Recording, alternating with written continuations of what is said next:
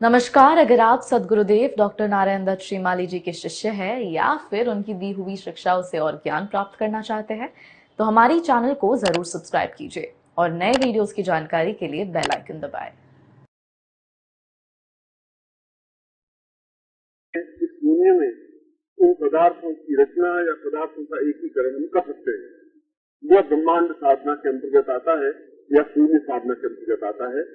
यहाँ पर भी इस मंत्र को केवल उच्चारण करने से, केवल मंत्र जाप करने से निश्चित संख्या तक, अब यह संख्या 1.25 लाख हो सकती है, 2.5 लाख हो सकती है, 5 लाख हो सकती है और ज्यादा से ज्यादा 24 लाख हो सकती है।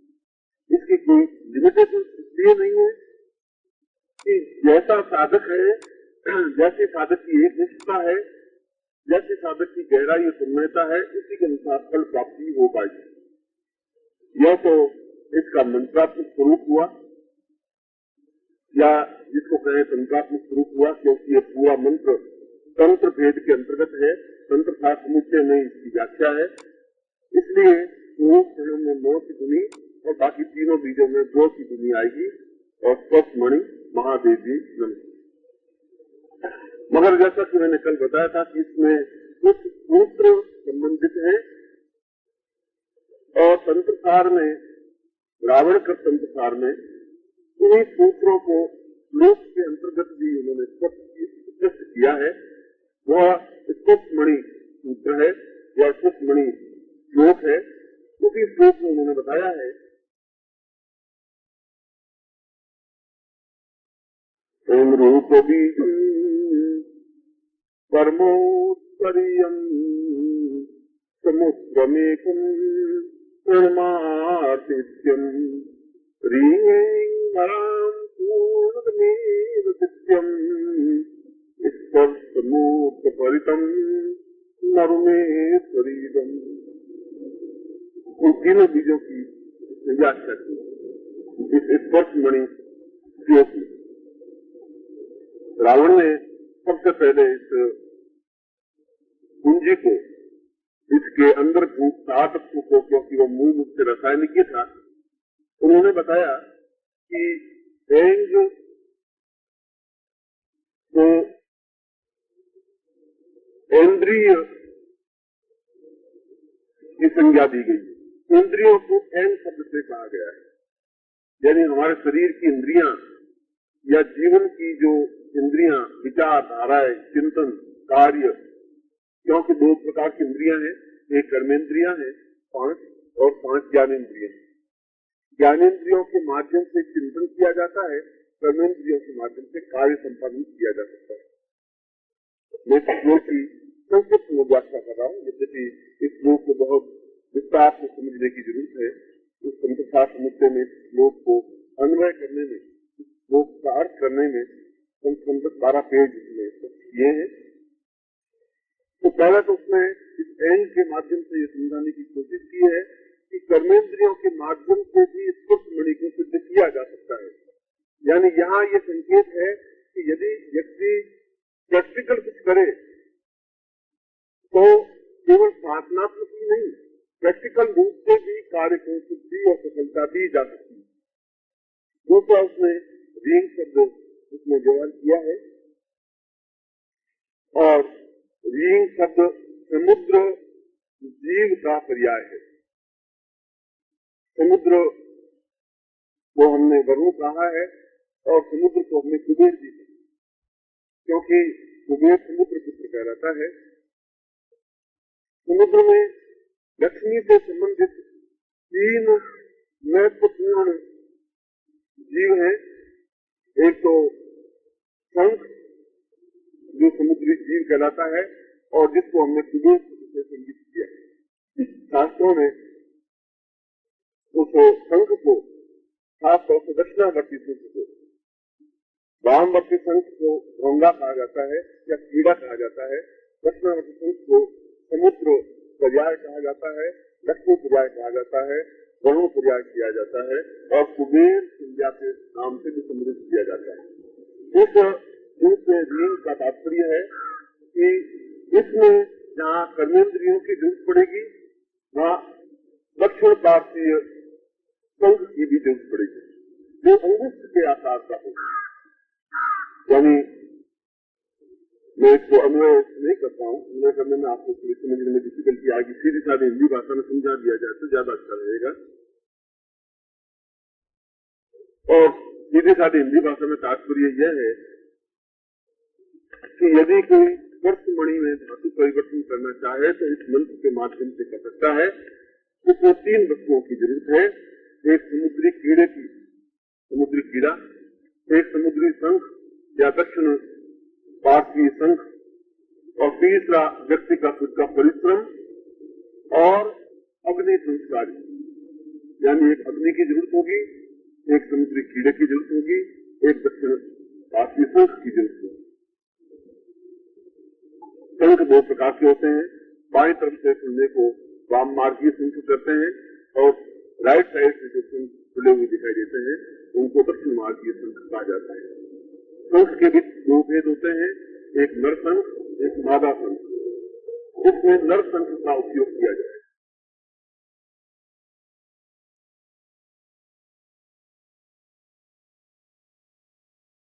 और इसमें शंख होना चाहिए अंगुष्ठ के आकार का, जो अंगूठे के जितना लंबा चौड़ा होना चाहिए। बहुत बड़े शंख की इसकी जरूरत नहीं रहती।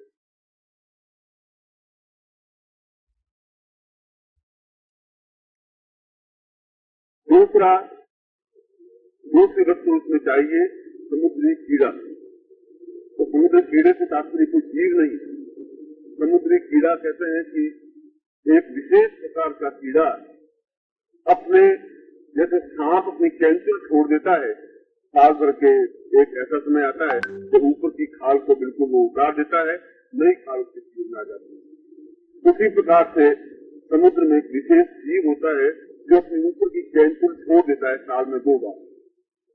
और ये जो मछुआरे होते हैं ये उस समुद्री कीड़े की खाल को या उसके ऊपरी भाग को, छिलके को लेके आ जाते हैं। उस जमाने में वे हस्तलिखित ग्रंथों के बीच में उस सांप की कैंचुल को रख देते थे। तो सांप की कैंचुल रखने से कीड़ा नहीं लगता, इसलिए इसका उपयोग करते थे।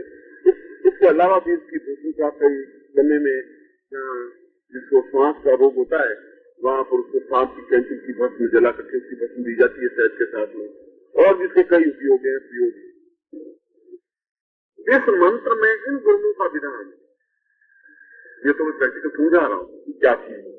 शुद्ध सूत बनाने में इन दोनों विधानों का उपयोग होता है। और इस मंत्र का तात्पर्य रावण कृत तंत्र शास्त्र मुद्दे में जो अन्वय किया है उसमें बताया है कि एक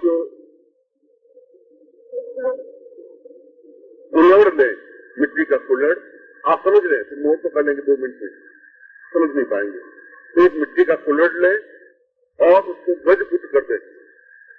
गजपुट किसी वैद्य से आप सीख लें कि कुल्हड़ को कैसे गजपुट किया जाता है। उसके ऊपर कपड़ा बांधा जाता है, फिर उसके ऊपर मुल्तानी मिट्टी लगाई जाती है, फिर कपड़ा बांधा जाता है, फिर मुल्तानी मिट्टी लगाई जाती है।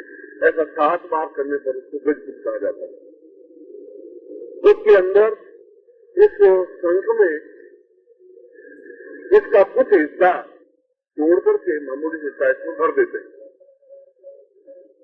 और भर करके इसको एयर टाइट कर देते हैं। इसके ऊपर गेहूं का आटा लगा देते हैं जिसके अंदर हवा नहीं जाती, और फिर कुल्हड़ में इसको ज्यों का त्यों रख देते हैं। ऊपर से उसको बिल्कुल बंद कर देते हैं, ऊपर कोई ढक्कन मिट्टी का दे करके फिर गेहूं का आटा लगा देते हैं, या जैसे भी वो एयर टाइट हो जाए। और फिर नीमड़ी की खाद करीब 5 किलो आंच में उसको पका देते हैं। पकाने के बाद यह जो अंदर का कीड़ा जो ये है, यह इसके संयोग से पाउडर के रूप में, सफेद सफेद पाउडर के रूप में परिवर्तित हो जाता है। ये जलता नहीं है, ये अपना आप इतनी मजबूत रहता है, ये समाप्त नहीं होता है, और इसके अंदर इस कीड़ा का जो अंश है वो नहीं रह करके पाउडर के रूप में रह जाता है। वह पाउडर सिद्ध सूत बनाने की पहली प्रक्रिया है। वह पाउडर सिद्ध सूत नहीं है, वह पाउडर सिद्ध सूत बनाने की पहली प्रक्रिया है। उस पाउडर को यदि पारे में मर्दन किया जाए 4 घंटे 5 घंटे तो वह पूरा पाउडर बन जाता है, उसको सिद्ध सूत। ये मंत्र का अर्थ समझा रहा हूं मैं।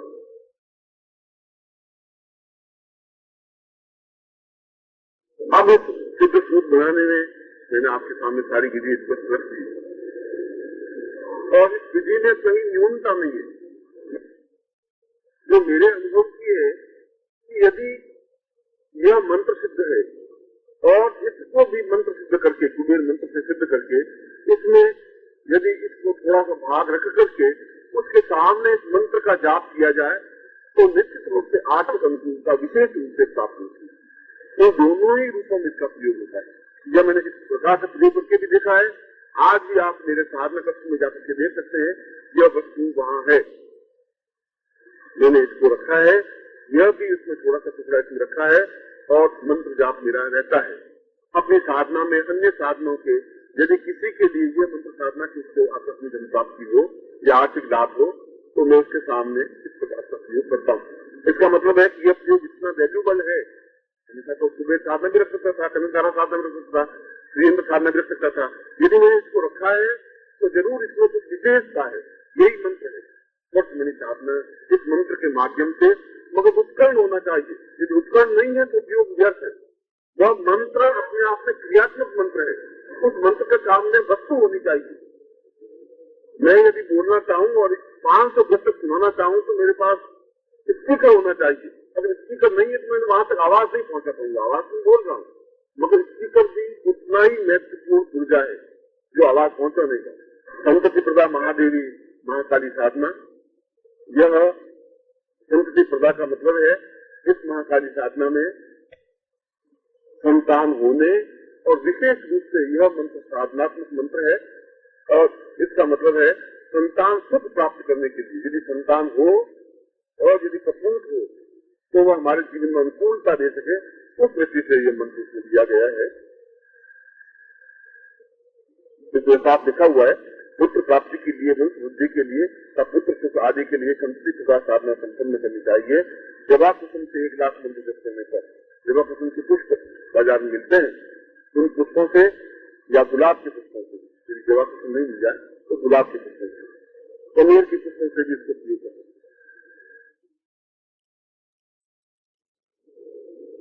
मगर इसमें ये बात मैं इसमें शायद समझा नहीं पाया हूँ, यह दक्षिण मार्गीय शंख के ऊपर यह प्रयोग होता है। यह जो पुष्प चढ़ाए जाए वह दक्षिण मार्गीय शंख के ऊपर चढ़ाए जाए। मंत्र है ओम ह्रीं हूं ह्रीं, तीनों में दो है, संतति प्रदा ह्रीं हूं ह्रीं स्वाहा।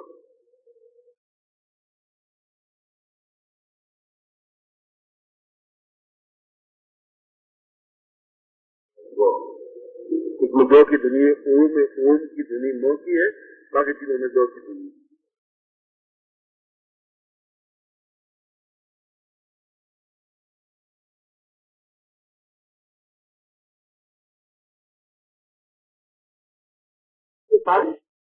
एक गुलाब का पुष्प तो उसकी पंखुड़ियां भी चढ़ा सकते हैं। पूरा गुलाब का पुष्प कहाँ से खरीद करें? 1 लाख गुलाब के पुष्प से बहुत महंगे हो जाएंगे। आप उसको एक एक पंखुड़ी चढ़ा करके भी प्रयोग कर सकते हैं। अगर गुलाब नहीं हो तो आप चावल के अच्छे दाने से भी चढ़ा सकते हैं। चावल पहले बीन करके आके पूरे चावल के टुकड़े ले लीजिए, उनसे भी आप सकते हैं।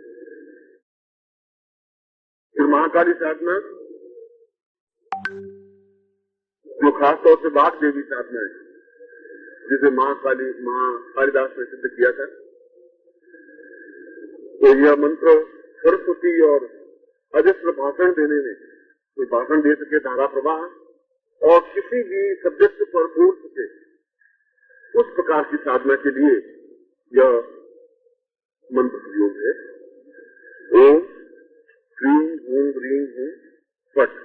इसमें एक ओम में नो कितनी है, एक हुं नो कितनी, बाकी तीनों में दो कितनी है। ओम ह्रीं हूं ह्रीं हुं फट।